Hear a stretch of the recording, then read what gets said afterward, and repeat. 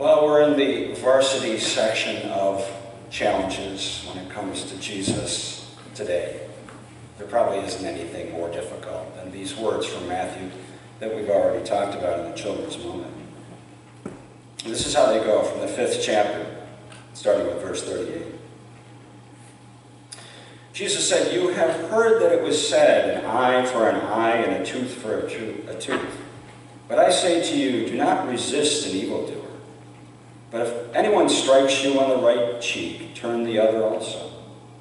And if anyone wants to sue you and take your coat, give your cloak as well. And if anyone forces you to go 1 mile, go also the 2nd mile. Give to everyone who begs from you, and do not refuse anyone who wants to borrow from you. You have heard that it was said, you shall love your neighbor and hate your enemy. But I say to you, love your enemies and pray for those who persecute you, so that you may be children of your Father in heaven. For he makes his sun rise on the evil and on the good, and sends rain on the righteous and on the unrighteous. For if you love those who love you, what reward do you have? Do not even the tax collectors do the same? And if you greet only your brothers and sisters, what more are you doing than others? Do not even the Gentiles do the same? Be perfect, therefore, as your heavenly Father is perfect." So ends the reading of God's holy word. Thanks be to God.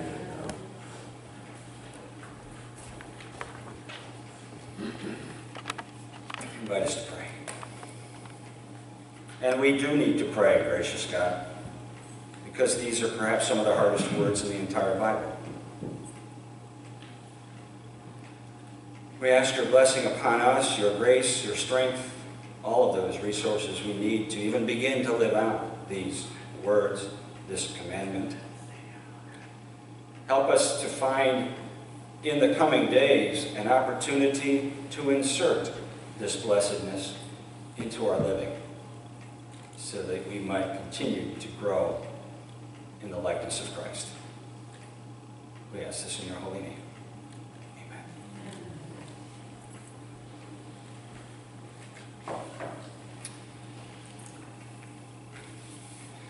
Along our interstate highways, sometimes when we're driving along, you will see that spot along the strip, along the side of the road, strange-looking pull-offs that are designed for, God forbid, runaway trucks. Known to some quite sensibly as truck stoppers. They're intended to stop the unfortunate truck that has perhaps lost its brakes by slowing the vehicle down in a bed of loose gravel. Sometimes assisted by a series of stainless steel nets that are constructed. But it's funny, I've never seen one of those things built with a reinforced concrete wall at the end. I just have never seen one. Maybe it was an earlier version that didn't work too well. It might have been scrapped in favor of something a little less rough on the truck and the driver. I guess when you're dealing with 80,000 pounds of truck and driver, you need to handle it with a little bit of finesse. And with some of the stuff that comes hurtling down our highways these days, we could probably use a little bit of finesse too. Maybe finesse from the mouth of Jesus. Jesus knew his Hebrew Bible. He knew that in Leviticus 24, Scripture espoused the practice of an eye for an eye, a tooth for a tooth. As we do unto others, so shall they be entitled to do unto us, and not in a good way. It was the practice of a lot of civilizations of the day and over the ages. It certainly was not an oddball philosophy. But Jesus, God bless him, had to go and fiddle around with a perfectly good law of retributive justice and deliver to us instead some of the hardest words of the entire Bible. This idea of turning the other cheek. Some of us would probably rather try to turn water into wine than attempt to turn the other cheek when someone slaps us, either physically or emotionally. The writer Karen Armstrong has suggested that the great difficulty in turning the other cheek lies deep in our brain, literally. Specifically, our reptilian brain that governs our fight or flight responses. It's that rapid response portion of the brain that kept our great-great-grandparents alive when saber-toothed tigers pounced on them. Because you see, saber-toothed tigers were notoriously poor negotiators. They only came to the negotiating table to eat. So, in that setting, fighting or fleeing was much preferred over talking. But of course, our brains possess much more than a reptilian brain, which is why we don't walk around these days flicking a forked tongue out of our mouth. We have the capacity to deal with threats with more finesse. Along with Leviticus, the Hebrew Bible does offer another sacred text that might be a bit more helpful, and that's from Proverbs 15. You probably heard it in one form or another. It goes this way: a gentle answer turns away wrath, but a harsh word stirs up anger. Maybe you've had this experience when someone says something to you that's a little bit cutting, just a little critical perhaps. And about 12 hours later, usually when we're lying in bed, finally occurs to you or me what we should have said. Darn it, why didn't it come to me at that time? That would have put them in their place. They're home sleeping at this point. And maybe our delayed responses would have cost us our lives if it had been a saber-toothed tiger in the moment. But maybe our lack of retaliation is actually a hidden blessing. Our inability to think of that thing to say. Jesus seems to be calling us to a new way. Calling us to the way of maturity. Urging us in an evolutionary sense to grow up and take that elevator up out of the reptilian brain to a higher place in our cranium. That place that offers us a wider repertoire, a few more options for responses. Bear with me in this illustration. It's a little weird at first, but I think you'll see the point. There was a time years ago when I liked to play tennis, but I couldn't always find a taker, somebody to play with. And so I would seek out a backboard somewhere to just practice hitting the ball back and forth. Not as much fun, but it was better than nothing. Well, I found out that not all backboards are alike. And one day I chanced upon a park, I think it was actually Sonnenberg, in which there was a backboard that looked promising, so I took out the racket and the ball. When I hit the tennis ball fairly hard against the backboard, the ball slammed into the backboard and then just dropped with a thud right next to the wall. And I drove all the way over there to do that. Well, upon closer inspection, I found out that the backboard was actually coming apart, like delaminating. The wood was coming loose, and so it was absorbing the force of my tennis ball, no matter how hard I smacked it. Kind of like that gravel absorbing the force of the truck to slow it down. It was a very short day of tennis. But I did find a lesson within it, that there is a blessed looseness, if you will, that can help us be less reactive, less retaliatory. It might require not being wrapped so tight, so solid, maybe in our convictions, but there's a blessing in it. Down south, hurricanes blow through the Gulf states on a regular basis, as we all know. One of the types of vegetation that can survive these violent storms is the palm tree. They do it in part by bending. Not always, of course, but they do pretty well.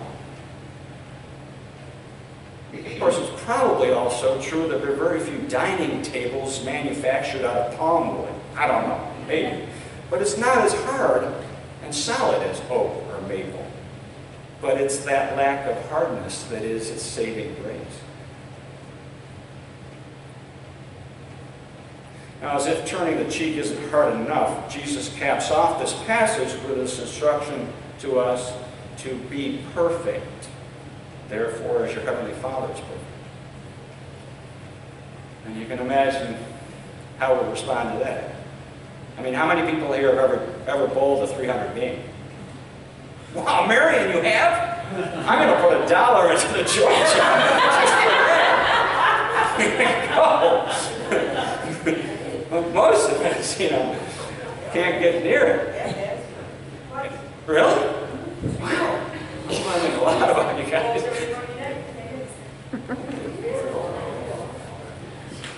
For most of us that stay around 120,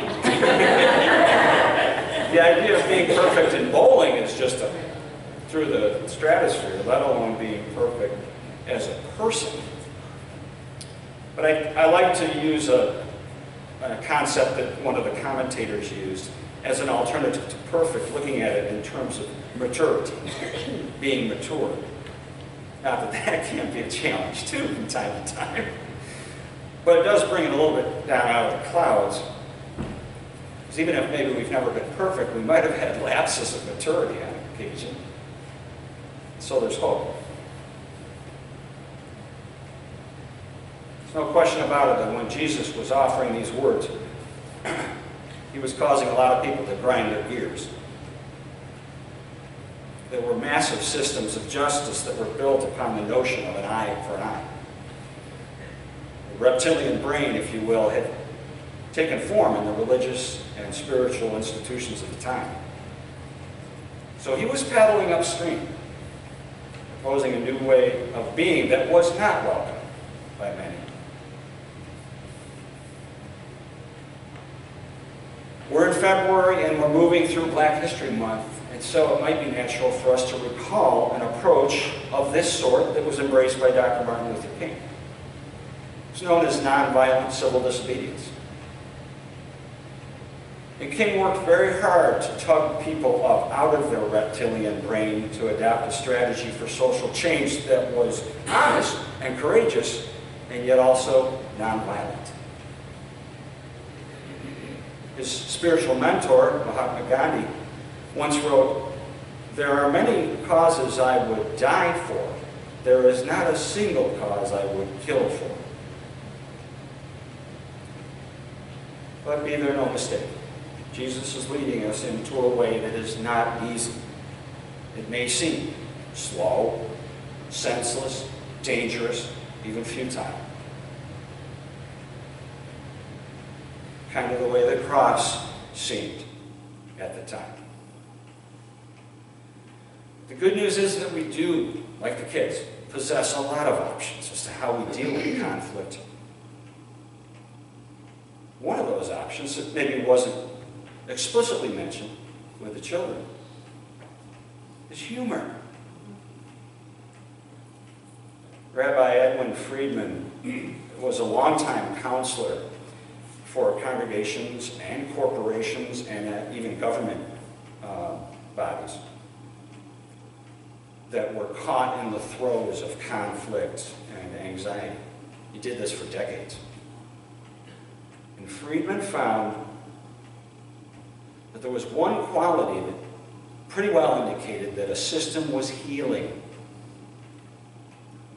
And that quality was playfulness. They could laugh together again. The ability to shed the seriousness and the self-importance that often comes with anxiety and conflict, and to step back a little bit and take a looser, lighter look. And so, for that reason, I'm going to conclude this with a little bit of levity about a topic that can get terribly serious. Money. Reverend Hamlin answers the phone, and the voice on the other end says, "Hello, is this Reverend Hamlin?" And the response is, "It is." "This is the IRS. "Oh, you want Paula?" "Reverend Hamlin, I wondered if you could help us." "I'll try. Do you know Bill Wheeler?" "I do." "Is he a member of your congregation?" "He is." "Did he donate $10,000 to the church?" "He will."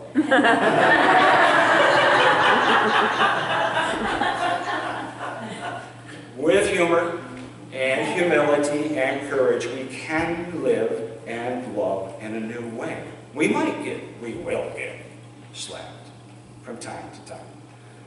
But we also might get saved as we respond to the zings of life with some creative, crazy love.